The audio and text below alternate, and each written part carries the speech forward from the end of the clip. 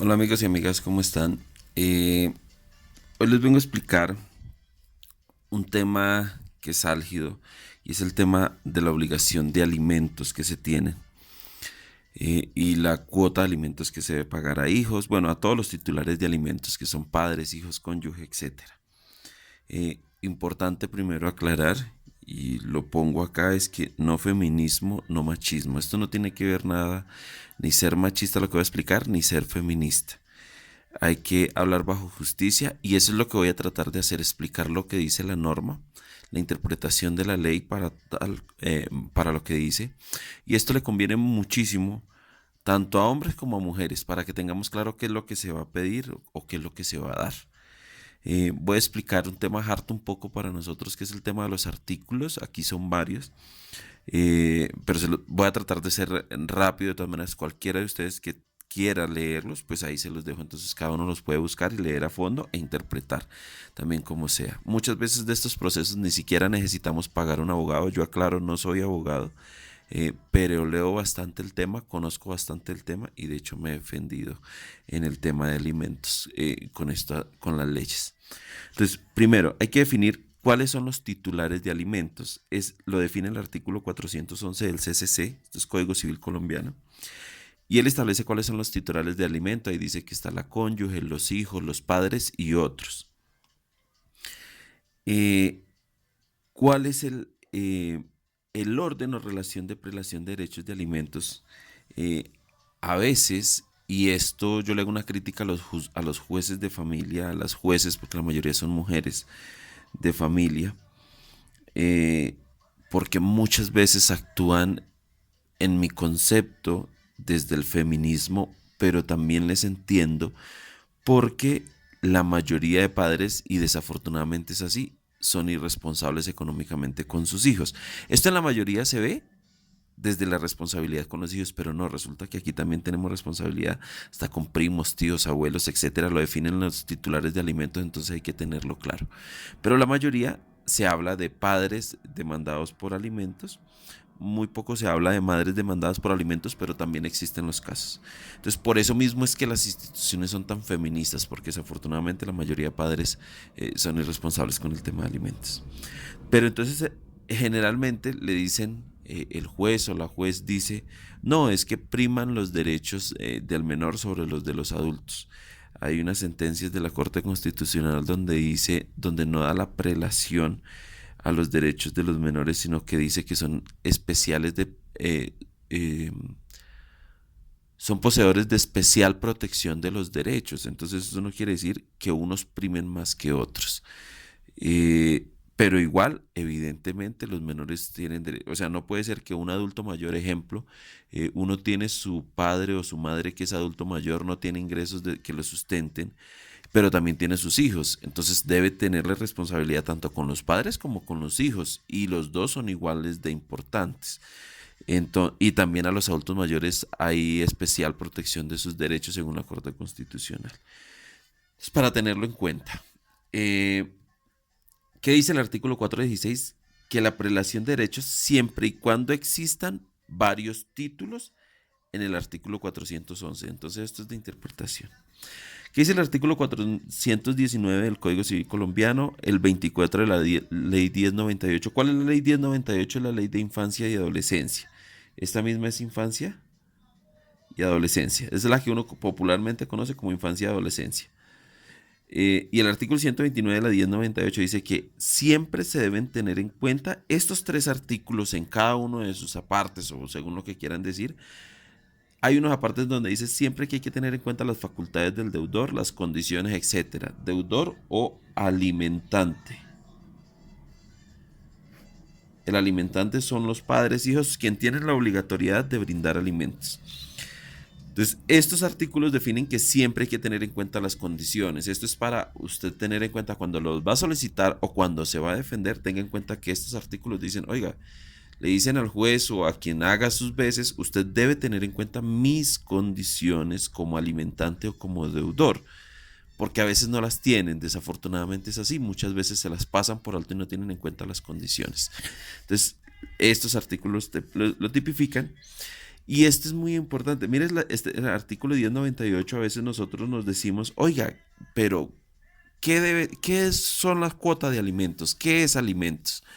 Resulta que el artículo 24 de la ley 1098 de la ley de infancia y adolescencia establece el concepto de alimentos y dice que es todo lo que refiere al sustento, habitación, vestido, medicina, recreación, educación, instrucción y demás, y todo lo demás que contemplen el desarrollo integral. Ahí dice del niño, niña o adolescente, pero pues evidentemente cuando aquí esto me establece los titulares de alimentos, pues tiene que ser también del padre adulto mayor o del cónyuge, etcétera. Por simple lógica y por principio de igualdad. Pero entonces dice que es todo lo demás. El artículo 24, que es la ley de infancia y adolescencia, define el concepto de alimentos para el niño, niña o adolescente. Lo tiene supremamente claro y supremamente definido. ¿Esto por qué lo explico? Porque muchas veces los jueces o los comisarios de familia, las jueces o las comisarias de familia, dicen que hay que tener una cuota de alimentos, pero adicional, que hay que darle vestuario cada 6 meses o cada 3 meses, que hay que darle los útiles escolares cada tanto tiempo, que hay que darle X o Y cosa. No, resulta que si aquí el artículo me establece esto, dice instrucción, dice educación, significa que la cuota de alimentos debe contemplar estos gastos también para el niño, niña o adolescente. Es importante tenerlo en cuenta, ahí está la definición, porque muchas personas o se aprovechan de esto para ser injustos o a muchos le imponen una cuota mayor que muchas veces no se puede cumplir de forma injusta, y entonces vienen las represalias como que no se pueden ver a los niños si no se está cumpliendo con la cuota de alimentos, como que es que usted no cumple con el total, no sé qué, porque la cuota es muy alta.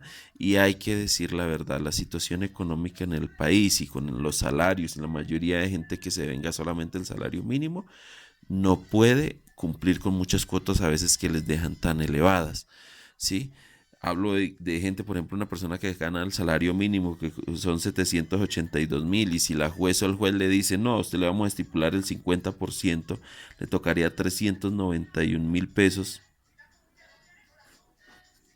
solamente para una persona. Y entonces, ¿de qué vive esta persona? Entonces, muchas veces también se cometen injusticias porque no se tienen en cuenta esto, las condiciones de la persona o del alimentante o el obligado a alimentar. Entonces, esto se trata de ser justos, no de ir ni para un lado ni para el otro, sino de ser justos. También es injusto el que dice no tengo nada más y la juez le pone una sola, o el comisario de familia, solamente de 50.000 pesos mensual. Hombre, pues con 50.000 tampoco no creo que se vaya a alimentar un niño o un adulto mayor o un cónyuge, qué sé yo. Dice, artículo 129 de la ley 1098 establece que la fijación de la cuenta se presumirá. ¿Qué establece esto? Que la cuota de alimentos debe ser de acuerdo al salario devengado. Salario devengado. Dice que en todo caso se presumirá siempre que devenga el salario mínimo legal vigente.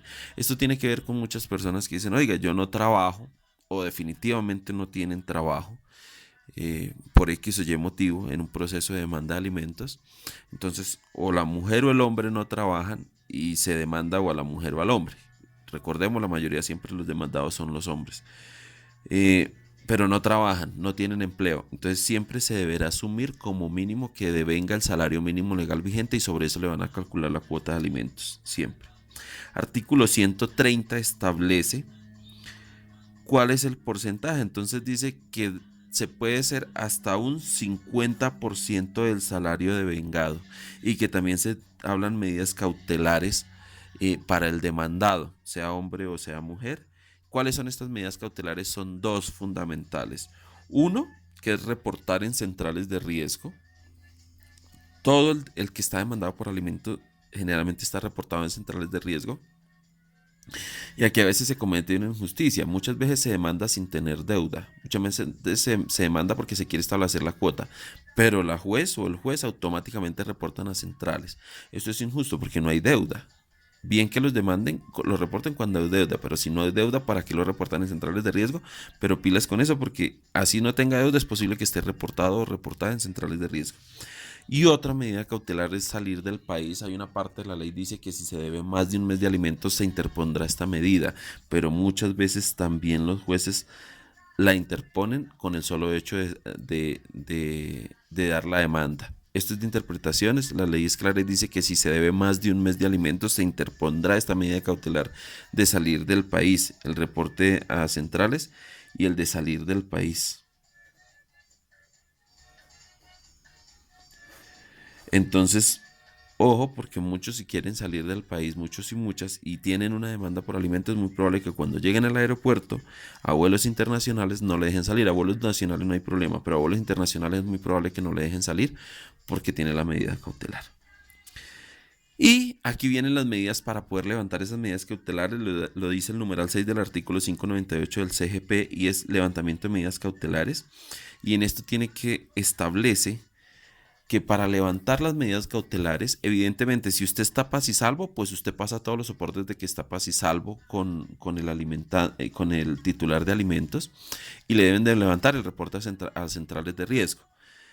Pero la medida cautelar de salir del país, la ley estipula que debe darse o debe emitirse o debe el juez o la juez solicitar el cumplimiento de alimentos hasta por 2 años, o sea, pagar hasta por 2 años el monto o la mensualidad de alimentos que me estipularon para pagar al titular de alimentos, sea menor de edad, sea adulto mayor, sea cónyuge, sea etcétera.